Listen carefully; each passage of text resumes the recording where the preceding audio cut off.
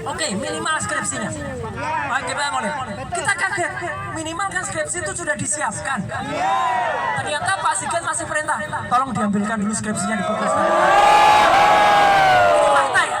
Ini fakta. Saya nggak nambahin, nggak kurang. Baru setelah skripsinya datang, masih ada sedikit drama lagi. Ketika kita mau lihat skripsinya, sekretaris rektorat mengatakan, nanti dulu, itu melanggar undang-undang keterbukaan publik. Saya bilang, Mas, saya adalah penyusun Undang-Undang Keterbukaan Informasi Publik nomor 14 tahun 2008. Saya anggota DPR ketika undang-undang itu disahkan. Bahkan ketika Undang-Undang Keterbukaan Perlindungan Informasi Publik, saya menyusun sampai dengan 2019 sebelum itu disahkan di tahun 2024. Jadi saya melihat betul isinya apa dan naskah semua tadi ramai. Saya baca betul naskah akademiknya, ya. Terus tadi dia bilang secara hukum gini, mau secara hukum apapun yang mengesahkan tetap DPR. Harus dibuka. Akhirnya itu diperlihatkan skripsinya. Dan begitu diperlihatkan, saya dan itu tadi ini sudah sepakat. Saya tadi minta izin ke mereka. Saya akan sampaikan ini ke depan publik. Satu, skripsi Jokowi tidak ada tanggal pengesahannya. Dua, tidak ada nama-nama dan tanda tangan dosen pengujinya. Tidak ada nama Pak Kasmujo yang disebut-sebut sebagai dosen pembimbing. Meskipun dikatakan pada tahun itu tidak ada jurusan biar dicoret, tapi kita dengar dengan jelas Jokowi waktu itu mengatakan jurusannya adalah teknologi kayu. Teknologi kayu, menurut profesor dari kehutanan, tidak pernah ada teknologi kayu. Nah, memang sebelum nanti teruskan Dokter Tifa, memang UGM tidak menyimpan ijazahnya asli, tidak. Wajar, ijazah yang asli itu diserahkan kepada yang bersangkutan.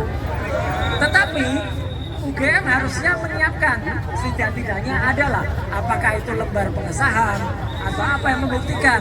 Kami tidak melihat itu. Nah, jadi kita tadi mencapai kata sepakat, yaitu apa? Tidak sepakat.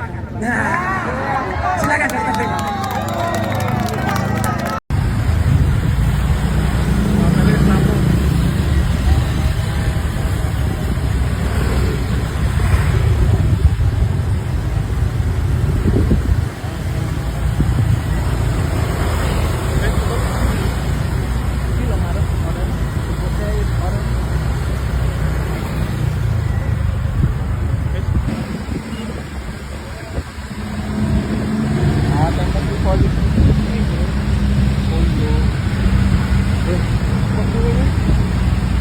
Sini polisi kafe. Parkir saya apa-apa lah, Pak motor parkir. Parkir 00 KM bae kayak kantor pos kayak gini.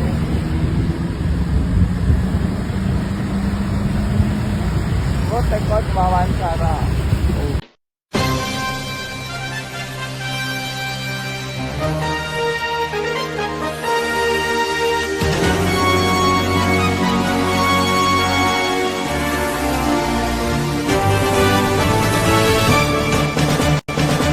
Jangan lupa ya di subscribe, like, comment, share, dan tekan tombol loncengnya. Assalamualaikum warahmatullahi wabarakatuh. Alhamdulillah, akhirnya titik kejelasan soal isu ijazah Jokowi ini mulai terbuka terang. Ada bukti yang didapatkan langsung dari pertemuan hari ini bahwa para alumnus UGM, Dr. Rizwan Sianipar, Dr. Roy Suryo, dan Dr.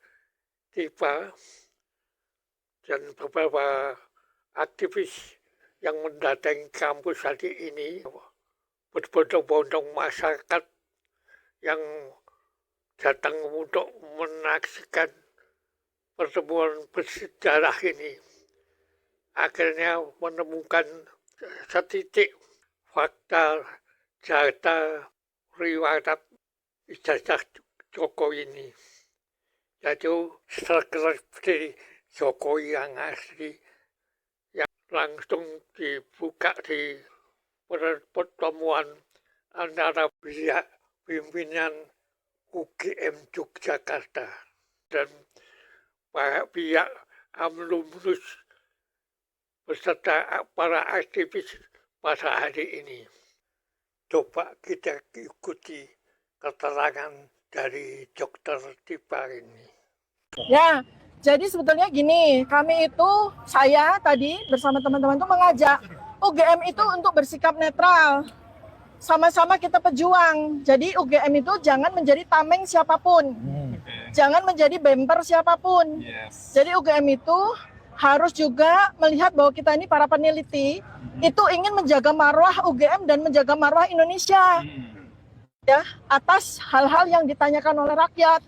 Nah, tadi cuma sayangnya ya, mungkin Pak Roy udah sampaikan bahwa kita pada saat pertemuan itu tidak diberikan data apapun yang seharusnya kita butuhkan. Karena kita nanti bisa menjadi kepanjangan mulut dari UGM. Bahwa UGM memberikan kepada kami dokumen-dokumen definitif. Dan itu hampir deadlock. Sampai terakhir, akhirnya skripsinya dikeluarkan. Nah, alhamdulillahnya kami dapat data baru. Pak Roy dan Pak Rismon sebagai ahli digital forensik dapat data baru. Ya, itu. Nah, jadi intinya adalah untuk dari sisi saya sendiri, saya ingin menekankan, Bu Rektor, diam saja. Pak Dekan, diam saja. Daripada memberikan informasi yang malah menyesatkan. Daripada tidak mau membuka hal-hal yang justru dibutuhkan rakyat. Kalau memang tidak punya data atau tidak punya pernyataan yang valid, yang mendukung kepada rakyat, untuk kita semua mendapatkan informasi dan kebenaran, lebih baik UGM diam saja. Jangan ditarik-tarik pada masalah yang rektor sekarang tidak tahu. Ini masalah rektor yang dulu, bukan masalah rektor yang sekarang. Ini masalah dekan, bukan dekan yang sekarang.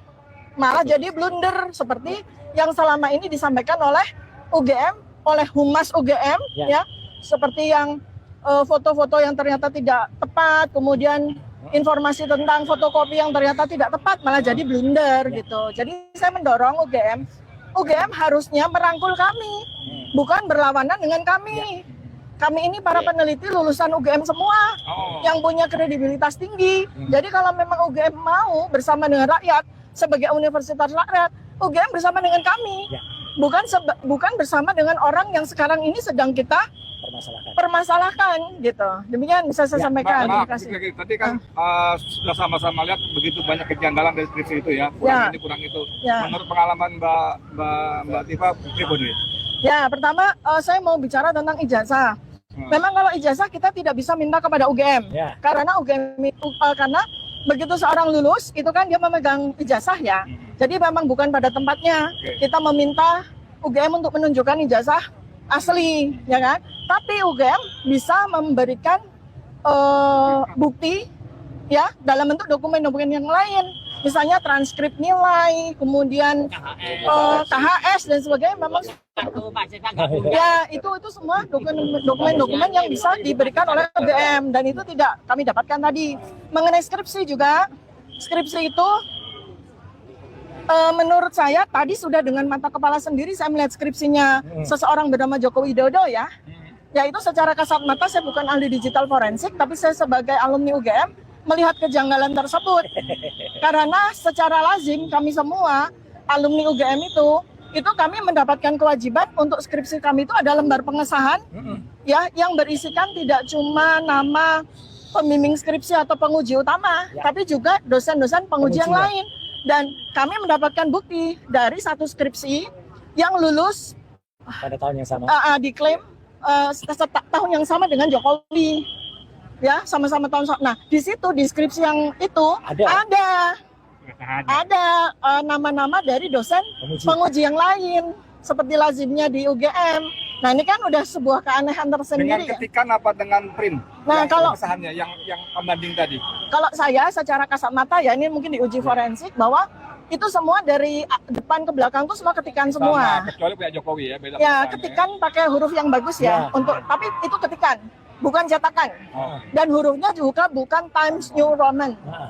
Itu nanti mungkin yang selanjutnya itu akan ke Solo itu mendatangi kediaman Pak Jokowi atau seperti apa itu? ya, karena kalau kita mau melihat melihat ijazah, ya kita minta sama yang bersangkutan. Satu-satunya cara ya kita ke kediaman beliau. Sambil jalan, maaf. Cuma narasi-narasi dan akhirnya kan jatuhnya jadi debat kusir. Kalau hanya narasi kita juga pakai narasi, kan jadi debat kusir. Tapi dok, tadi itu dihentikan secara prematur gara-gara mau ujian atau gimana? Enggak, karena Udah selesai memang? kan saya tadi juga sudah protes. Satu, Anda cuma kasih kami 5 orang. Ya. Sementara ketika kami masuk hanya 3 orang, kami kaget. Karena di dalam ruangan itu penuh. 16. Terus, ya, Anda tidak memberikan kesempatan kepada kami bawa wartawan. Ya. Jadi semua dokumen milik UGM. Maka kami tadi bertiga minta rekaman full dari acara tadi supaya bisa kami publish. Karena rakyat berhak untuk tahu. Karena kalau tidak ada publikasi apapun, apa artinya? Apa artinya acara tadi? Seluruh Indonesia datang seperti ini, kita menerima zong aja. Alhamdulillah, mereka mau. Mereka mau memberikan rekaman. Tapi ini belum kita tindak lanjuti ya. Terus yang ketiga adalah yang kami bilang tidak adil adalah pertemuan disetting cuma 1 jam. Sementara banyak sekali faktor-faktor variabel yang harus kami diskusikan. Kedua, tidak ada satupun dokumen yang diperlihatkan. Sehingga ketika kami desak skripsinya mana, akhirnya last minute skripsi Jokowi baru diperlihatkan. Itu pun kami desak. Jadi Gitu. 1 jam itu banyak kan waktunya terbuang Bu ya? Enggak. Skripsinya baru di akhir-akhir dia kasih. Enggak juga sih. Cuma 1 jam tadi itu juga banyak banget hal-hal yang menurut kami akan mengagetkan UGM. Oh gitu ya. Mengagetkannya menarik. Kita bikin Banyak. Nanti dibedah ya. Ketika nanti ada hasil itu rekaman, Anda semua para ahli netizen ini, badan intelijen netizen ini, Pak Bin pasti bisa tahu mana keanehan dari yang disampaikan oleh UGM. Percakapan tadi. Iya. Oh menarik. Menarik. Sudah dikasih belum? Pak Roy harus minta. Tadi kita udah. Tadi mereka janji mau kasih ya? Pak janji mau kasih. Oke, good. Berarti uji Paling karbonnya dulu sih tidak pasti. terlaksana ya dok ya tadi? Kalau uji karbon kan nanti posisinya di pengadilan. Dan menurut saya ini kalau sampai deadlock juga kita bawa ke internasional, why not? Awal apa? Setuju. Kita bersatu. Nanti ke situ kan? Nanti ke situ. Bersatu. Iya. Karena Pak Roy dan Pak Rizwan itu anggota ahli digital forensik internasional loh. Jangan salah loh. Dan alumni UGM. Alumni Jepang, Pak Rizwan tuh paten digital forensik tuh banyak sekali. Dia sangat berjasa pada pemerintah Jepang. Jadi pemerintah Jepang pasti dengan sangat terbuka mau bantuin penelitiannya Pak Rizwan tindak lanjut. Jadi obrolan 1 jam itu Jepang memang dan sebenarnya internasional ya. memang nggak punya jasa atau jasa palsu ya? Kalau ijazah itu memang betul, kita nggak bisa menuntut UGM. Ya oke. Mana ijazah palsu. Ya. Tapi dokumen-dokumen pendukung itu UGM wajib untuk memberikan Ya. di bawah Undang-Undang Keterbukaan Tapi Informasi. sama sekali nggak disiapkan ya? Nggak disiapkan sama sekali. Mungkin mereka memang sengaja ya? Yang mereka siapkan cuma notes aja. Apa? Disiapkan apa? Cuma notes catatan. Alumni yang seangkatan Pak Joko Widodo juga nggak membawa ijazah asli untuk menyamakan begitu Bu? Nggak penting juga. Mereka pasti bawa. Tapi nggak diperlihatkan juga. Nggak perlu. Kita nggak mau.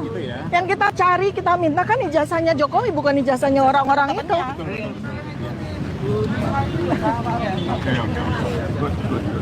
Bu Cipa.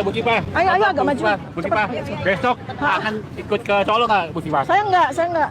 Oke, Semangat dokter Cipa ini bermotifkan untuk mengembalikan marwah perguruan tinggi UGM sebagai lembaga yang kredibel objektif, memihak pada kebenaran ilmiah akademik, mulai menoroti dari ijazah atau skripsi harus didasarkan pada kaidah-kaidah keilmuan, mengajak kepada segenap sivitas akademika untuk kembali kepada jalur berbasis saintifik ya. Jadi tidak ada motif politik, motif atau golongan apa, tidak ada urusan terhadap pemerintahan Jokowi. Ini perjuangan nilai-nilai keperguruan tinggi sebagai pencari kejujuran keilmuan yang objektif. Jadi beliau-beliau ini Dr. Desmond, Dr. Tipa, dan Dr. Roy Suryo bukan berdasarkan kebencian terhadap Jokowi atau mengemban misi politik tertentu. Ini lain para alumnus UGM ini.